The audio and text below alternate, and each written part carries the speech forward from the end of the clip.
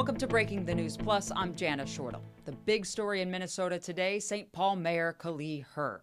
Just explosive allegations against her late last night, first reported by the Star Tribune, that she was involved in sexual harassment against city employees, namely members of the police department. Lou Raguse, just off vacation, jumps onto this story for KARE today. And Lou, I'm sure that you have everything that was reported last night. So can you briefly set the stage of what we know as fact and what we don't? So I've gone a lot further and I've confirmed a lot more details, on the record. So, but starting with how this began, it was reported that Axel Henry, who's the police chief for St. Paul Police Department, filed a complaint formally with the city back in April, and we're just learning about it now. And it's alleging sexual harassment against him and other officers that work in his department. And of course, even the police chief answers to the mayor. That's his direct report. So it's all sorts of awkward at the very least. And, depending on how the investigation goes and whether it finds these things to be true, could be much worse than that. Yeah, and that's how an investigation starts. So April 1st, I believe, he formally submits his allegation, and then the city immediately hires an outside law firm to do the investigation. So the city doesn't investigate itself. And is that investigation completed? So that is a good question, because initially, before the news broke, before it became public, it was expected to be done by the end of July. But some things are in flux now that it is in the public realm. And, if anybody else potentially comes forward, it'll add to it. It'll drag it on. It'll be longer. So initially, where we were expecting it to be done by the end of July, that might not happen. So don't be surprised if it's not done by the end of July. All right. A lot of people are interested in this story on its face because of the optics of it. It's sexual harassment alleged of a female mayor towards male police officers. What do we know to be true, or what do we know about the allegations? As specific as you can get. Sure. This is the internet, so you can say certain things that you can't say on TV. To be clear, it's against male and female police officers. officers. Is it? Okay, that's right. And so I'll start with the chief. Now, and I'm kind of working on this thing where I know a lot. Right. And I'm only able to report what I have on the record. Right. I can't report things that were told to me off the record, for example. Same. This will be one of those stories where it might be a little bit of a drip, drip, drip, drip. More things come out in the coming days and weeks, okay? Right.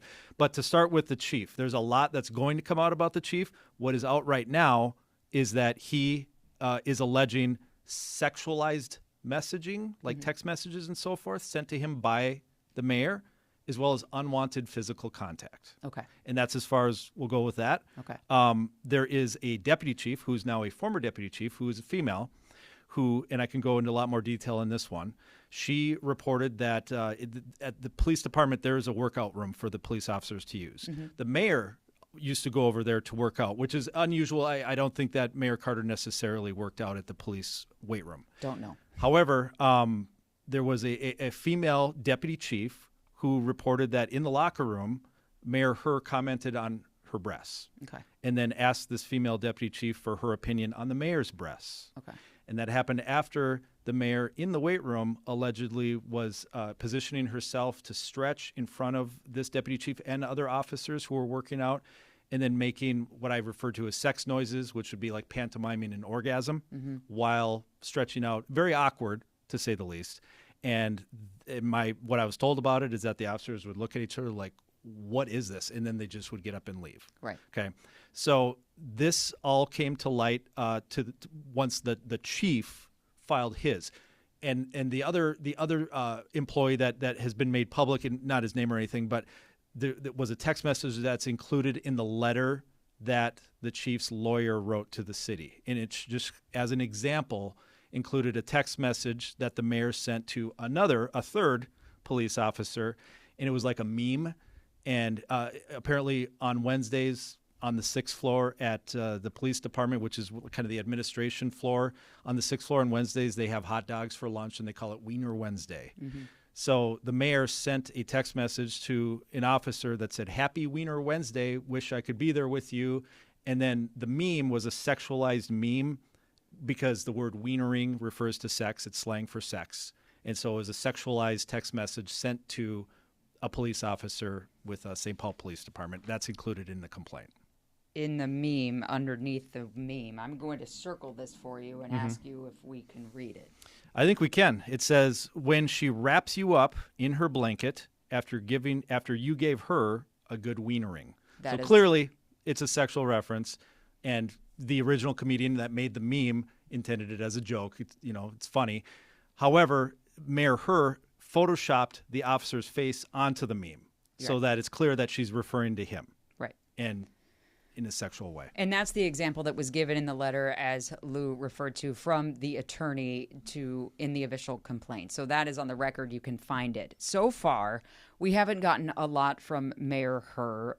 Yesterday, there was a statement released by her office. A spokesperson said the mayor has deep respect for city employees and regrets any unintended impact her action may have had. Yeah. That's an important statement because it doesn't deny any allegation. It's not a denial. It's almost an apology and an acknowledgement that she may have said or written things that offended people. So what are the consequences for something like this? Because it's a mayor. You can't fire a mayor. Right. And the mayor certainly cannot retaliate against the police chief or anybody in the police department because a complaint's been filed.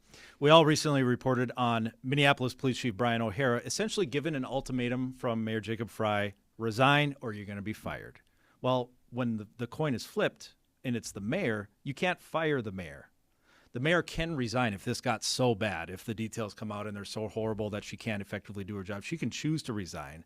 But aside from that, she will have to finish out her term unless there is so much outrage that there is like a recall effort from the citizens who get enough signatures on a petition to make a recall election to try to boot her out of office. But the city council can't do anything. Police chief can't do anything. It is what it is. And as you referred earlier on, this could be kind of a drip of information. It's not the press withholding anything from you. What we're really waiting on is that investigation conclusion. And a part of that is supposed to be public. Yes. Now, some of it could be redacted, but we should find out more once the investigation is complete. And I should add, she told the Pioneer Press today that she said, and I quote, "We have been compliant since April in terms of handing over texts and files that she's been asked to hand over," and then said, "I look forward to the investigation closing so I can release all of those for people to see." Sure. So it looks like she's not entertaining going anywhere right now. Right. No, it doesn't sound like it. And it's important to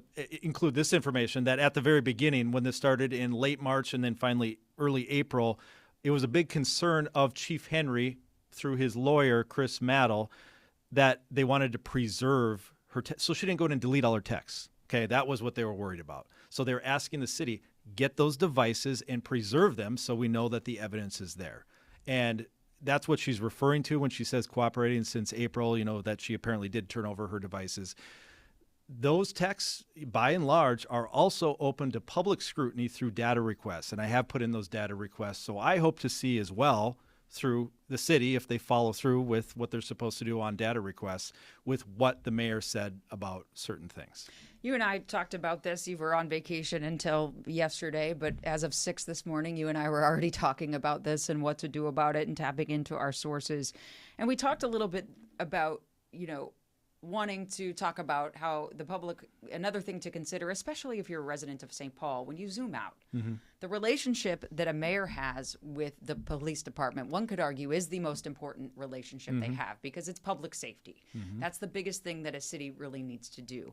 When this is happening between not just the chief, but now other officers involved and the mayor, what does that mean for public safety in St. Paul? Well, there are a number of issues that are ongoing, including the eviction of the homeless encampments, which is supposed to start next week. Now, that is a highly coordinated effort between the police department and the mayor's office and other departments as far as making sure that goes smoothly. And it's I guess you could say, politically controversial. Like there are people that oppose it, there are people that support it. Okay. Yeah, there was a big meeting today with a lot of back and forth. And so they kind of need each other. They need to work together on stuff like that. And if the public can't trust that relationship is good enough to work together, you don't always need to like each other, but you need to be able to work with each other. I think that's the biggest open question right now is how do the mayor and the police chief work together moving forward? She's only been in office since January 2nd. And so 7 months she's been on the job. Chief Henry was confirmed unanimously in 2022 when Mayor Melvin Carter was mayor. Not all of the city council is the same either, but it's not the same as Minneapolis. You really can't compare Minneapolis and St. Paul very well because the police department in St. Paul has this like sterling reputation as well as a very good relationship with the community. And they've really never had the same kind of controversies that the Minneapolis Police Department has had, especially at the leadership level. So it's not like where, Mayor Fry doesn't get along with certain city council members, so then his pick as police chief gets highly scrutinized by certain city council members. It just has never been the same over there like that. Well, I saw someone say online today, this certainly is a serious matter, but they said, the mayor has broken the one rule of St. Paul, which is keep St. Paul boring. Yeah, that's certainly true. I want to circle back to one thing you asked, what could happen to the mayor? Now, we talked about her job. If this investigation comes back and it's found that there is a there and there's, legitimacy to some of these allegations, the people that say that they're victims have a right to sue. And that hasn't happened yet. But the former deputy chief ended up retiring. And I am told that she felt she could no longer comfortably work there after these incidents that happened, and that played a role into her leaving. So I've been told that on the record. Okay. And that to me sounds like, okay, like that could be trouble, depending on what she decides to do. Right. And if the things that she says are found to be truthful. And I think that's another part of this in terms of, what we understand as the public of what flies and doesn't fly in the private sector. One would think, okay, so if this person that is in essence the boss of all of these departments in St. Paul is accused of this, they go on paid administrative leave. We see it with police officers, right? All the time. But that is not the case for a mayor, it seems. I mean, it's not. It's just like the president. Right. Or a governor. There's been plenty of governors that have had. New York State has had 2 different governors that have had to leave office in recent decades here. So, it happens. And when it's really, really bad, remember Rod Blagojevich was the governor in Illinois, for example. When it's really, really bad and when it's criminal, it's like the voters kind of come together and put a quick end to it, or they resign.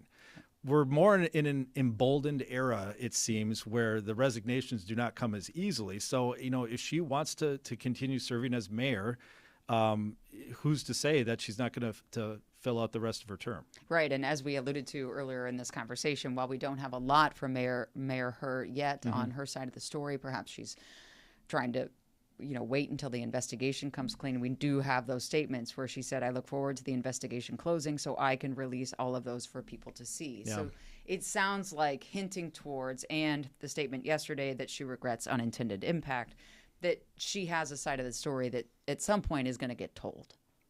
We hope so, yeah.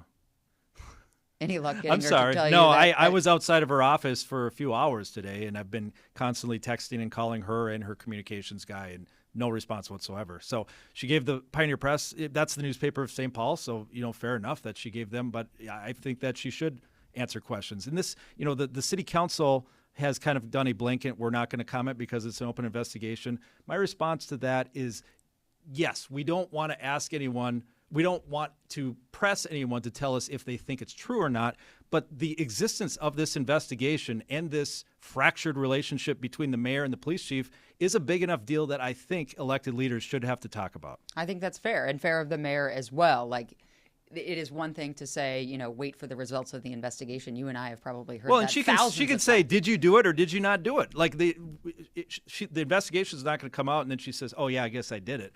No, either you did it or you didn't do it. Yes or no. Let's talk. That's what I have to say about that. All right, an open invitation from Lou Raguse to Mayor Her. I have also contacted the mayor, open invitation to talk to her about these allegations. Have not heard back. Lou Raguse, I know you'll stay on this story. We appreciate you coming in to talk about it. I expect, we have a big story tonight, and I expect there'll be more this week. All right, thanks so much, Lou. That's all for Breaking the News Plus tonight. We'll see you next time. Take care.